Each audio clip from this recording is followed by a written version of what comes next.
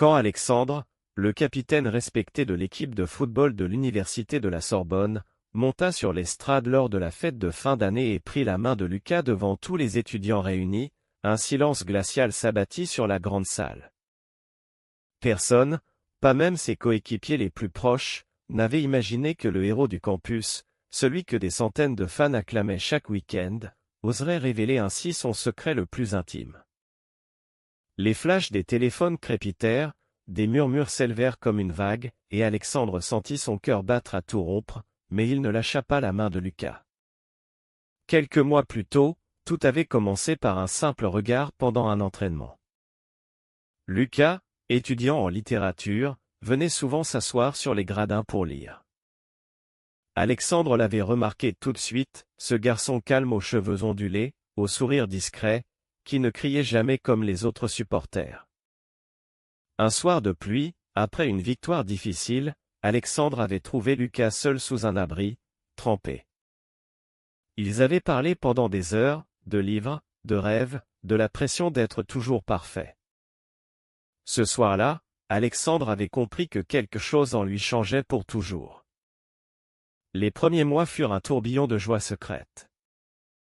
Ils se retrouvaient dans de petits cafés du quartier latin, marchaient le long de la Seine la nuit, s'embrassaient à l'abri des regards. Alexandre se sentait vivant comme jamais. Pourtant, chaque victoire sur le terrain lui rappelait le poids des attentes.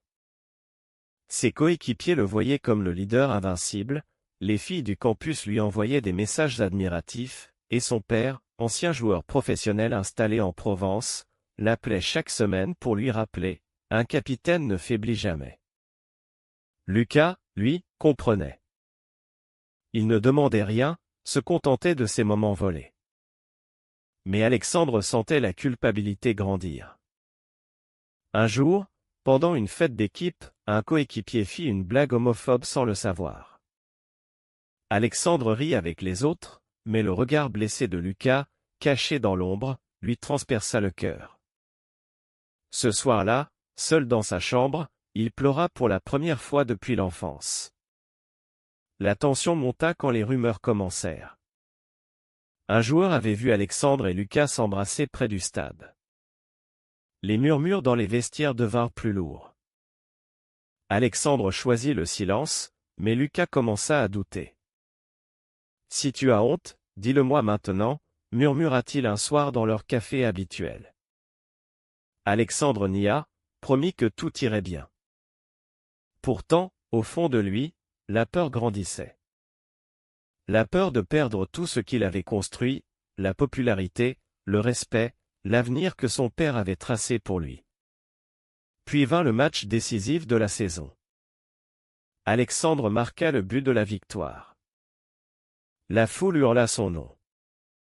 Sur le terrain, entouré de ses coéquipiers en liesse, il comprit qu'il ne pouvait plus mentir. Il devait choisir, continuer à jouer un rôle ou enfin être lui-même. Ce soir-là, après la fête, il appela Lucas. « Demain, je le fais. » Devant tout le monde. Lucas répondit simplement, « Je serai là. » Le lendemain, sur l'estrade, la main de Lucas dans la sienne, Alexandre sentit le monde basculer. Les visages stupéfaits de ses fans, les téléphones levés, les murmures qui devenaient cris. Il parla d'une voix claire, « Je suis amoureux de Lucas depuis des mois. Il n'est pas un secret honteux. Il est mon courage. » Les réactions furent immédiates.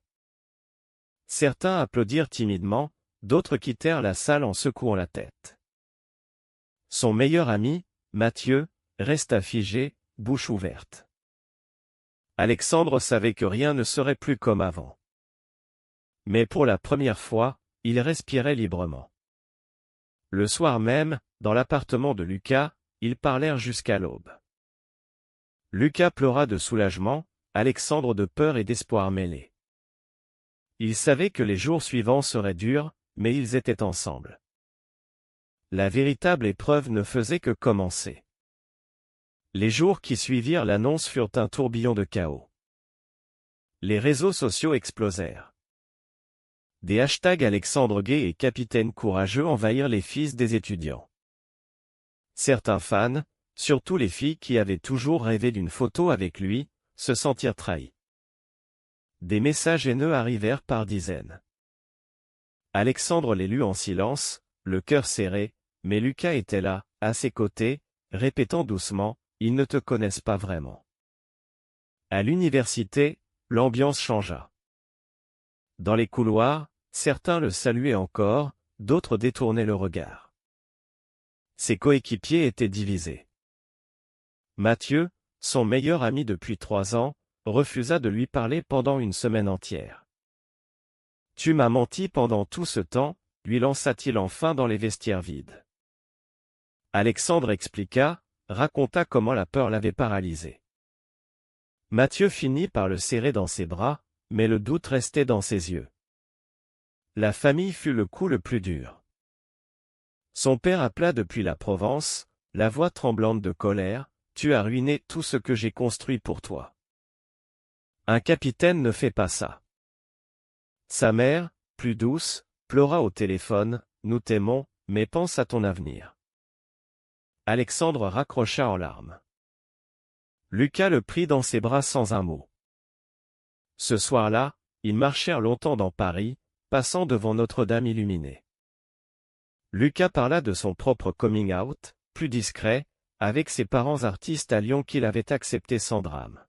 « Chaque famille est différente, » murmura-t-il. Alexandre comprit qu'il devait affronter la sienne un jour. Au club, l'entraîneur le convoqua. Les sponsors s'inquiètent. Les matchs sont diffusés. Peux-tu rester discret? Alexandre refusa net. Je ne cacherai plus rien. L'entraîneur soupira mais respecta sa décision. Les premiers matchs après l'annonce furent tendus.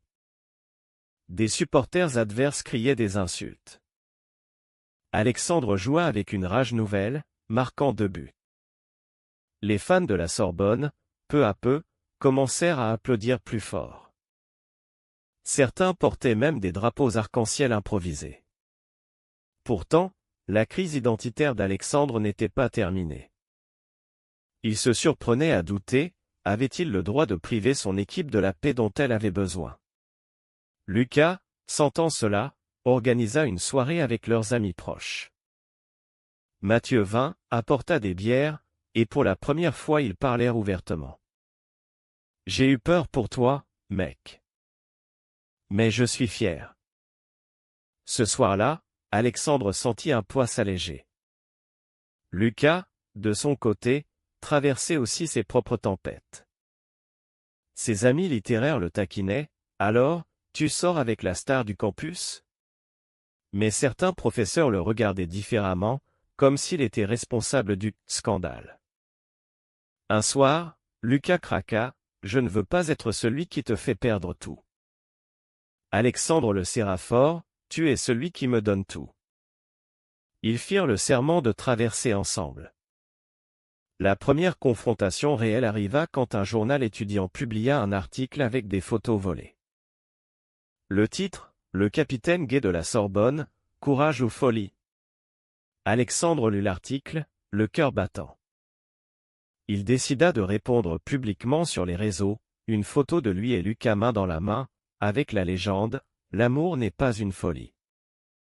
C'est ma force. » Les likes explosèrent.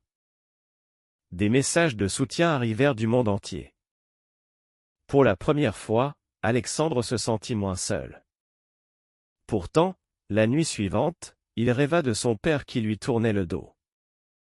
Il se réveilla en sueur. Lucas le calma en lui lisant un poème de Rimbaud. Petit à petit, les pièces du puzzle se mettaient en place. Alexandre grandissait, apprenait à ne plus chercher l'approbation de tous. Mais la véritable tempête familiale approchait, les vacances d'été en Provence.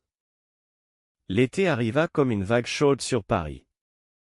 Alexandre et Lucas prirent le train pour la Provence. La maison familiale, entourée de vignes et de lavandes, semblait paisible sous le soleil. Mais dès le premier dîner, la tension fut palpable. Le père d'Alexandre, large d'épaules et silencieux, servit le vin sans un regard pour Lucas. Sa mère essayait de faire la conversation. « Alors, Lucas, tu étudies la littérature? C'est passionnant. » Mais l'air était lourd. Le lendemain, le père emmena Alexandre seul dans les champs. « Tu sais ce que les gens disent au village? Que mon fils est… » Il ne finit pas la phrase. Alexandre répondit calmement, « Que ton fils est heureux et amoureux. » Son père frappa du poing sur la table de jardin, « Heureux. Et le club? Ton avenir? Tu penses que les sponsors vont vouloir d'un capitaine comme ça? » Alexandre sentit la colère monter, mais il choisit les mots, « Papa, je t'aime. Mais je ne peux plus vivre pour toi. » Le père tourna les talons. Ce soir-là, Alexandre pleura dans les bras de Lucas sous les étoiles. Lucas, pour sa part, essaya de se rendre utile, il aida sa mère au jardin, parla littérature avec elle. Petit à petit, elle s'ouvrit, j'ai toujours su qu'Alexandre était différent. Mais son père il a peur du regard des autres. Lucas comprit que la bataille n'était pas perdue. Il organisa une sortie, tous les 4 visitèrent les gorges du Verdon. Pendant la randonnée, le père et Alexandre marchèrent côte à côte en silence. Au sommet, le père murmura, « Je ne comprends pas encore. Mais je vois que tu es vivant. » Ce fut le premier pas. De retour à Paris, une nouvelle épreuve les attendait. Mathieu, le meilleur ami, avait organisé une fête surprise pour célébrer le courage. Mais parmi les invités, un ancien coéquipier, jaloux, fit une remarque blessante devant tout le monde. Lucas se leva pour défendre Alexandre, mais la soirée tourna au malaise. Alexandre choisit de partir avec Lucas plutôt que de créer un scandale. Sur le chemin du retour, il réalisa, certains amis resteraient, d'autres partiraient. C'était le prix de l'authenticité. À l'université, la nouvelle saison commença. L'équipe était divisée. Certains joueurs refusaient de passer le ballon à Alexandre pendant les entraînements. L'entraîneur dut intervenir. Lucas venait à chaque match, s'asseyait au premier rang. Sa présence devenait un bouclier. Un soir, après une victoire difficile, un groupe de fans approcha Alexandre, « On est avec toi, capitaine. » Des larmes montèrent aux yeux d'Alexandre. Il comprit que son geste avait ouvert des portes pour d'autres. Pourtant, la crise la plus profonde arriva quand Lucas reçut une offre pour un stage à Lyon. « 3 mois loin de toi, » dit-il tristement. Alexandre paniqua. « Ne pars pas. Pas maintenant. » Lucas refusa l'offre par amour, mais Alexandre se sentit coupable. Ils se disputèrent pour la première fois. Lucas cria, « Je ne veux pas être celui qui t'empêche de vivre. » Alexandre répondit, « Sans toi, je ne vis pas. » Ils se réconcilièrent dans les bras l'un de l'autre, promettant de trouver un équilibre. L'automne apporta de nouvelles couleurs à Paris. Alexandre décida d'organiser une soirée arc-en-ciel au club. Avec l'aide de Mathieu, ils invitèrent toute l'équipe et les fans. Ce soir-là, sous les lumières colorées, Alexandre dansa avec Lucas devant tout le monde. Les applaudissements furent timides au début, puis chaleureux. Pour la première fois, Alexandre se sentit accepté non pas malgré qui il était, mais grâce à qui il était devenu. L'hiver s'installa sur Paris, froid et mordant. Les matchs se succédaient, et Alexandre jouait avec une maturité nouvelle. Les médias parlaient désormais de lui comme du « capitaine qui a changé le football étudiant ». Mais derrière les titres, la pression restait. Un sponsor important menaça de retirer son soutien. L'entraîneur convoqua Alexandre, « Réfléchis bien. Ta carrière pourrait s'arrêter là. » Alexandre répondit simplement, « Ma carrière n'a de sens que si je peux être moi-même. » Lucas, de son côté, préparait son mémoire sur la littérature queer. Il passait des nuits à écrire, et Alexandre l'écoutait lire ses passages à voix haute. Ces moments devenaient leur refuge. Un soir, Lucas lui offrit un livre ancien de Verlaine, « Pour toi, qui oses vivre ce que d'autres ont seulement rêvé ». Alexandre le serra contre lui, ému. La trahison vint d'où il ne l'attendait pas. Un coéquipier, Pierre, qu'Alexandre considérait comme un frère, vendit une vieille photo d'eux deux s'embrassant à un tabloïd. L'article fit le tour de la France. Le coming out du capitaine était-il vraiment sincère? Alexandre fut dévasté. Il confronta Pierre dans les vestiaires. Pourquoi? Pierre baissa les yeux. J'avais besoin d'argent. Je suis désolé. Alexandre ne le frappa pas. Il dit simplement, tu viens de perdre un ami. Ce jour-là, il apprit que la loyauté n'était pas donnée à tous. Lucas l'aida à traverser la tempête. Ils partirent un week-end à la mer, à Deauville, hors saison. Marchant sur la plage déserte, Alexandre cria sa colère contre le vent. Lucas le prit dans ses bras, « Tu n'es pas seul. » Jamais. Ce voyage les rapprocha encore plus. Ils parlèrent d'avenir, peut-être un appartement ensemble après les études, peut-être un voyage en Italie. De retour, la famille fit un pas de plus. La mère d'Alexandre appela, « Ton père a lu l'article. Il est en colère, mais il a dit, au moins, il ne ment plus. » Alexandre sourit pour la première fois depuis des jours. Il envoya une photo de lui et Lucas à Noël. Sa mère répondit par un cœur. Petit à petit, la glace fondait. Au printemps, un événement marquant arriva. L'université organisa une conférence sur l'inclusion. Alexandre fut invité à parler. Devant des centaines d'étudiants, il raconta son parcours sans filtre, la peur, la joie, les sacrifices. Lucas était assis au premier rang, fier. À la fin, des jeunes vinrent le remercier, « Grâce à toi, j'ose enfin parler à mes parents. » Alexandre réalisa que son geste avait créé une onde de choc positive. Pourtant, une dernière ombre planait. Le grand match final approchait. L'équipe adverse avait promis des provocations. Alexandre savait que ce match serait le test ultime.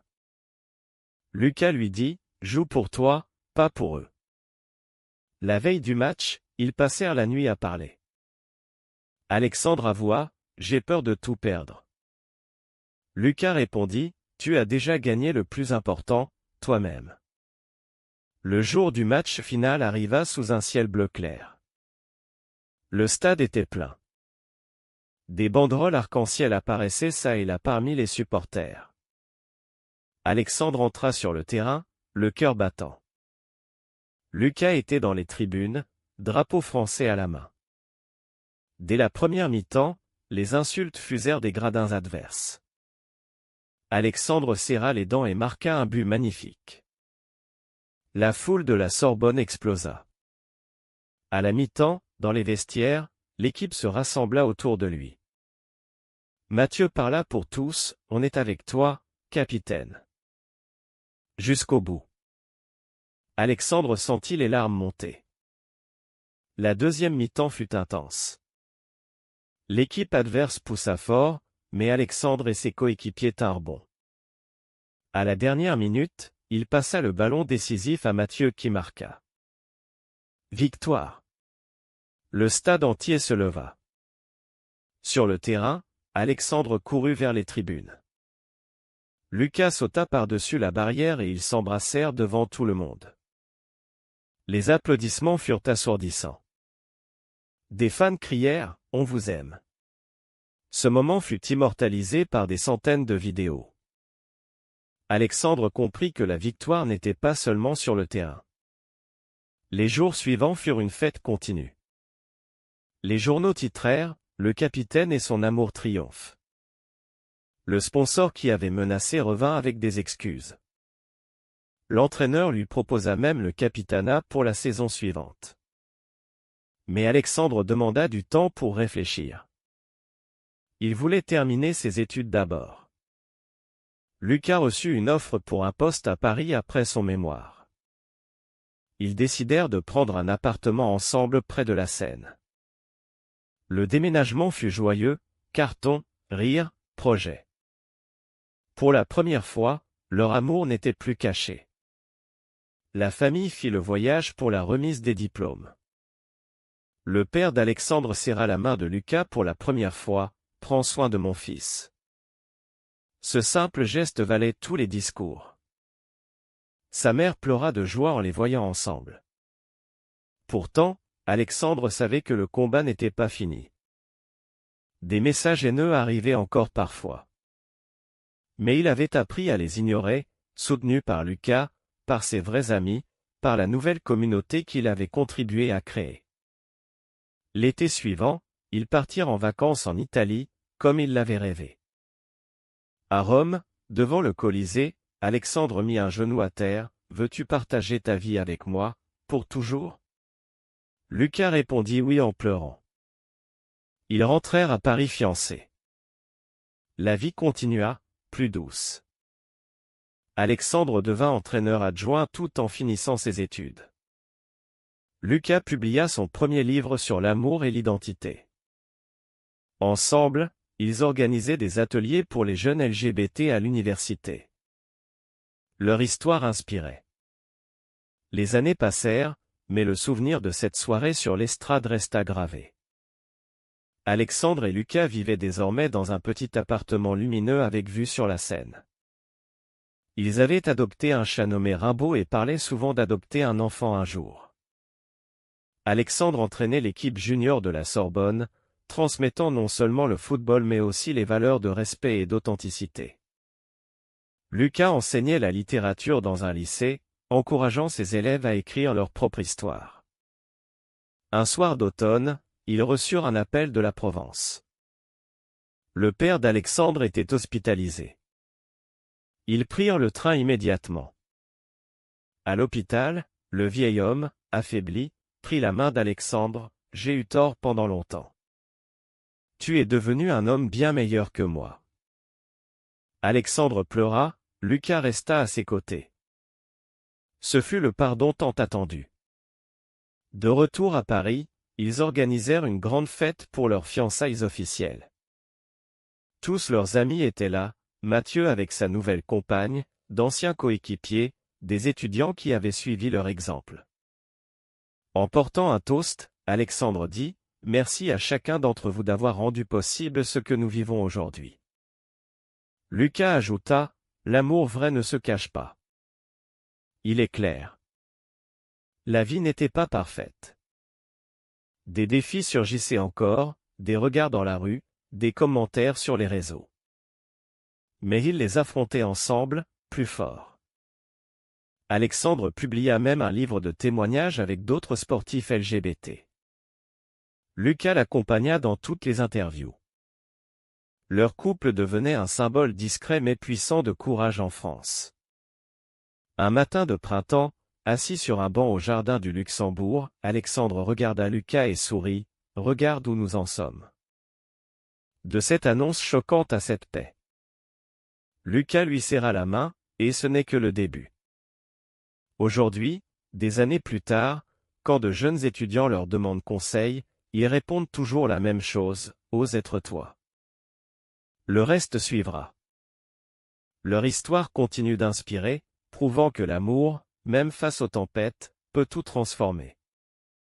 Vrai ou faux, l'amour véritable entre deux hommes peut-il vraiment vaincre tous les préjugés d'une société entière ?